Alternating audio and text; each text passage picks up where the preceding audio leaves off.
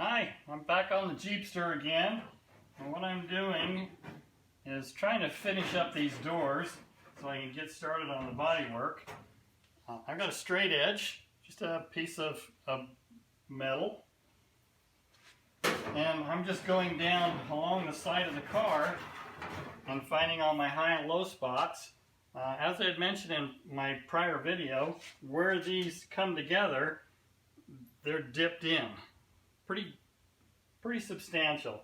So I'm bringing the edge of the door out so that the door is flat all the way across.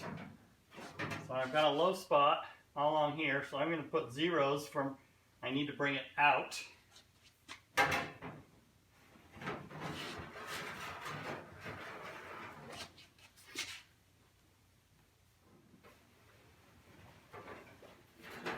Pretty much this whole edge of the door I need to bring out a little bit. And then across the bottom, this bottom edge looks really good, even though I've got this huge gap. You can see I've done a lot of work here. There was a big high spot right here. This got bumped from the front just enough that it pushed this edge in, and it just created this bubble. I pulled this as much as I could. There was just no way I could really pull this out. So what I did is I heat shrunk all of this area. Use the torch, get it red hot, tap it in, quench it cold. I showed in my previous video where I did this top area where I had high spots. You can hear this is oil canning. But there's a hole right here I drilled. I drilled into that so I could brace it. There's a brace on the inside. It's only 1/8 of an inch away, and it had a cardstock kind of material in that brace. That fell out. So I drilled and screwed this to that brace so that I could work the area and keep it exactly that correct distance that I wanted. So now I've got it where it needs to be. And once I brace it, you can see it doesn't oil can anymore. So I'm really happy with this area. This area right here was pushed in pretty good. I did my weld studs, and this metal, it's 18 gauge or thicker. So my weld studs actually just kept pulling holes. I'd pull on it so hard it was brittle, and it was the same thing as drilling holes. So I'm going back to old school. I've got my old slide hammer, and I'll just be drilling holes where I need to move metal, and I'll pop it out, and then I'll go back with my welder. Because I don't know why, but I'm making some big holes with that stud welder in order to pull out these dents. So as I'm going back and forth, I'm just going over the whole area, like I was saying, with this straight edge, and I'm finding most of this panel is just excellent. Very straight, really smooth. I've got a little bit of a low spot here. What I just found was there's a low spot right here and right here. So it looks like something fell, and it just gouged through the paint all the way down and hit the fender. So this low spot, I'm just not having any luck getting behind it and pushing it out. It's just oil canning back and forth on me. My weld stud is just doing more damage than drilling holes. So that's what I'm going to do. I'm going to drill a hole right here and a hole right here. You can see I've already drilled some, just testing to see how it moves around, and that's doing a really good job. Then all of these holes across the top, these were snaps for the windows. I don't plan on using those, so I'm going to weld over all of those holes. This door has 20 or 30 holes drilled in it, where they put that logo, the Shriner's logo, on with screws. So I've got to weld over all of those holes. There was a stainless steel step along here that was screwed on, so I've got to weld over all of those. This area here looks like rust. This was actually an original Jeep Willys logo, and that was under the paint. So I pried that off and cleaned it off, and it's really cool. It's a bronze placket. So I plan on putting that back on. Originally I thought, no, I don't want to put that on there, but it's just too cool. So that's going to go back on. So I've got to save that placement so I know where to put it. So let's start with, I want to drill a few more holes here and pull it out. And all of these spots, some of them, as the screws were put in too tight for the snaps, they've actually dimpled outwards. So I need to dimple those back in. So I'll just use my slide hammer. Just to put it into those screw holes. And just tap them in. These are sticking out.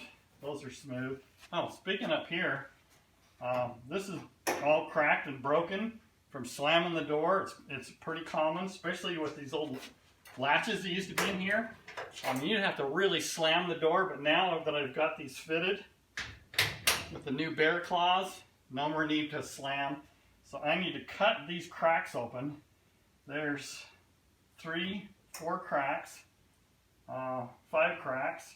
I need to open those up so I can weld into those gaps. Split this one open better so I can weld this in, and then I can grind all this smooth, so that will reinforce all this top area. So if you're doing any projects like this, virtually every car I've done with these older cars, the wing windows almost always leave stress cracks from slamming the door. So really inspect this area if you're working on some old doors with wing windows.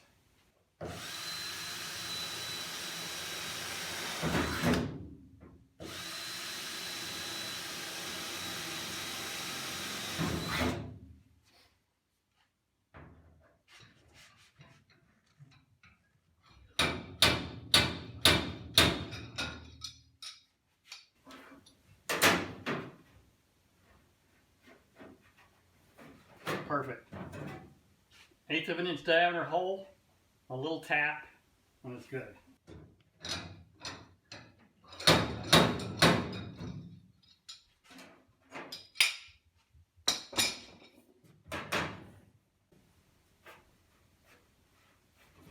You need to be a little more aggressive on this one. I don't want to go too far.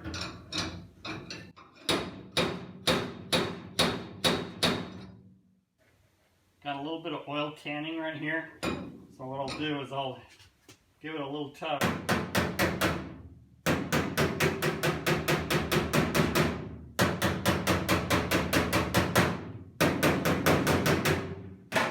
Relieve the pressure on the edges.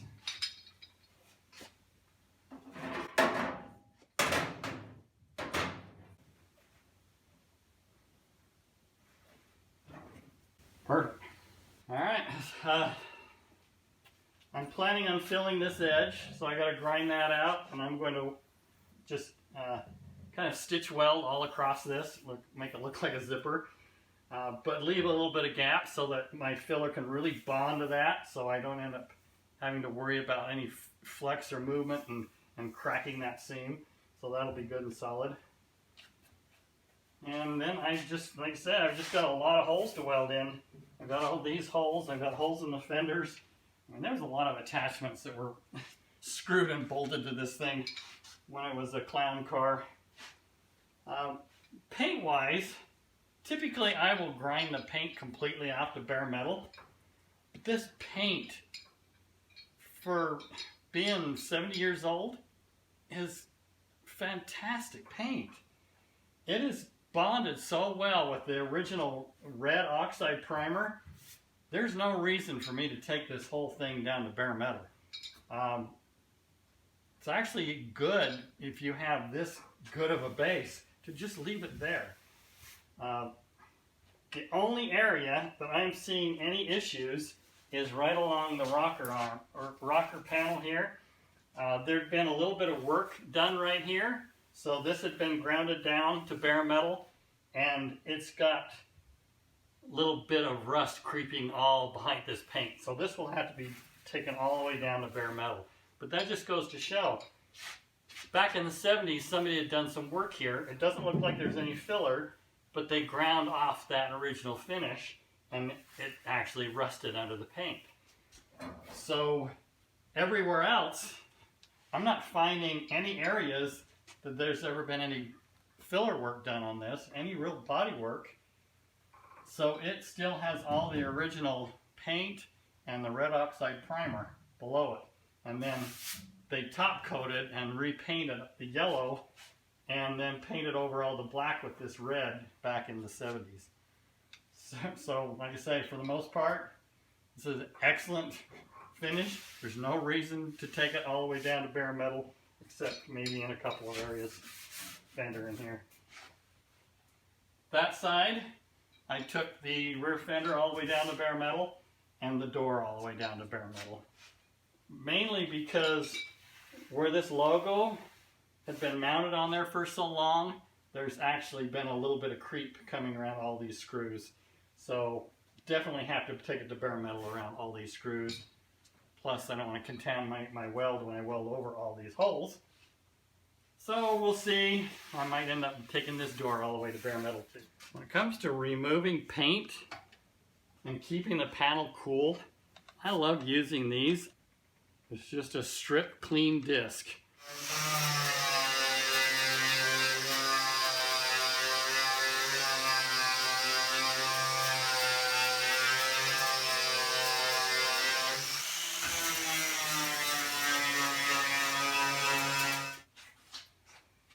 I was right. The paint right here failed, and it was from a repair. Lo and behold, this had been slightly dented, and probably in the 50s, maybe in the 60s, because they leaded it. That's how they did body work back then. They didn't use body filler, they didn't use plastic, they used metal. Lead, to be exact. Surprisingly enough, though, somewhere along the line, they got a little bit of plastic filler right here. But so far, on all this car, everything I've been doing, this is the only sign of any work that's ever been done to it. And the fact that they give it a quick, cheap, horrible paint job. I mean, to look across this, the sand scratches and the waves when they painted this for the parade. And it was a good 20-foot paint job. Looked great from the sidelines. That's all they're after. But yeah, I'm just really happy how solid this body is, and the fact that I'm not finding a lot of horrible repairs. Alright, I have all of these areas ready to, oh, I missed one, to weld in. Oh, and speaking of welding and filling, I don't want to touch this lead any more than I absolutely have to.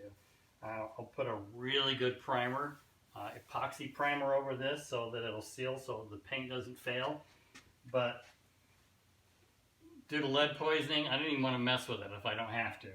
And it's solid all around the edge. If there was any peeling or cracking or any signs of rust underneath it, I would take it out and get a torch, heat it up, and wipe it off. But I don't want to mess with it other than let's just leave it alone. So when it comes to bringing this edge out, to flatten this door out, it's just a matter of tapping it. I still need to do some work along this edge. Take the door off, move this edge, put the door back on. It'll be some trial and error to get this perfect. But this edge looks good, this edge looks good. Weld on a little edge along the bottom to thicken it up. It's coming along. Start welding all these holes.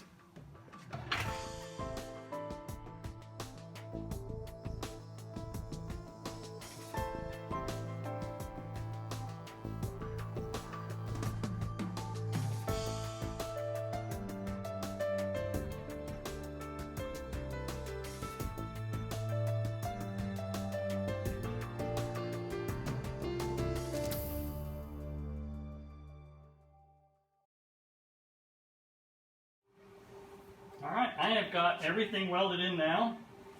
Oh, I forgot to weld this seam. I'll go ahead and do that. I do need to grind this back a little bit, clean off that paint.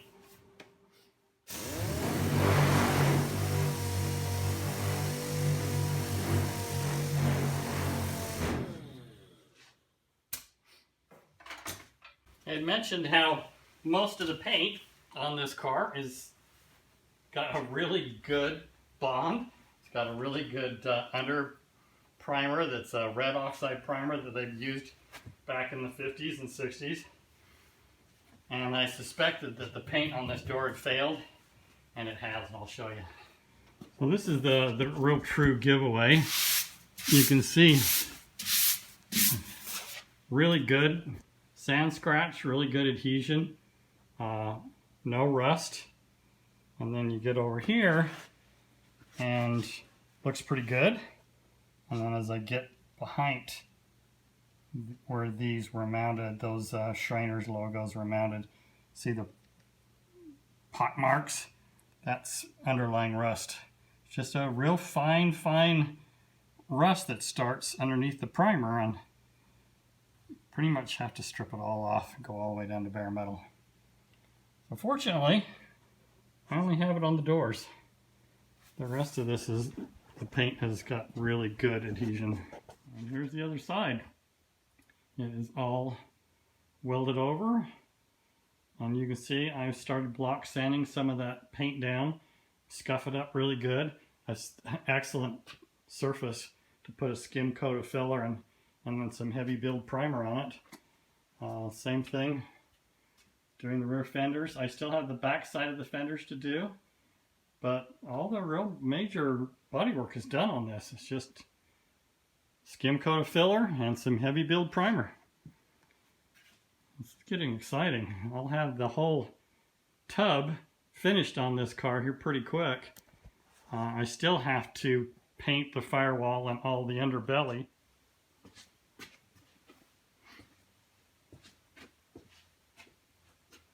So this is getting pretty exciting, getting all the major bodywork done on this half of the car. There's still a lot I need to do to the front fenders and the hood. Hood's pretty wavy, so that's going to take some hours to get that hood flattened out. But just to have this body ready to just do a skip coat of filler and some high build primer, block this thing all down. It's not that many hours to have this body all finished. Get the underside of this all painted and drop it down on this frame. You can see the frame is filthy. It's covered with dust, but that'll clean up easy. And this is just moving along really quick. I thought I was going to have to spend a whole lot more time doing all this. To be able to knock all this out in basically 2 days, amazing. Really exciting. I'll start the grinding and getting things ready for filler. Alright, well, thanks for watching. Till next time, goodbye for now.